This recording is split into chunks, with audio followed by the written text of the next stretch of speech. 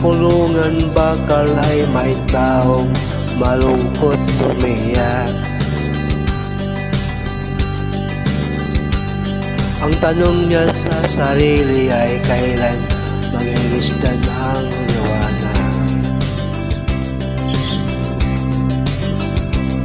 Malayo ang iniisip at nakakuyong yaring mga palad.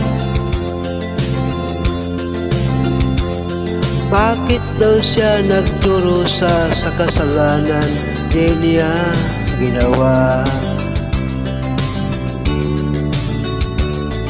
Kahapon lamang ay kapiling niya kanyang asawa at anak. Namumuhay ng tahimik sa isang munting tahanang may tuwa. Ang kaligayahan ay pinuputol ng isang paratang sa kanya. Siya daw ang may sala sa isang krimen na di na niya ginawa. Wala na bang katarungan ang isang nilalang na katulad niya? Ilan pang tulad niya ang magdurusa ng walang kasalanan? Di ba't ang batas natin pantay-pantay, walang mahirap mayaman? Bakit marami ang nagdurusang mga walang kasalanan?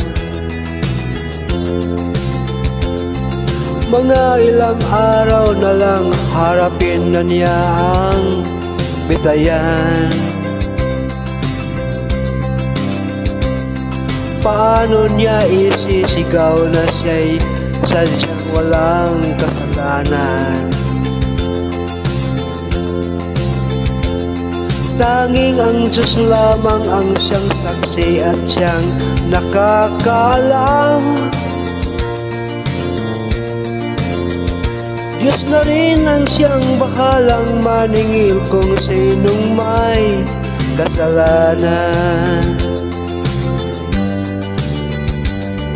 Dumating na ang araw, harapin na niya kanyang kamatayan.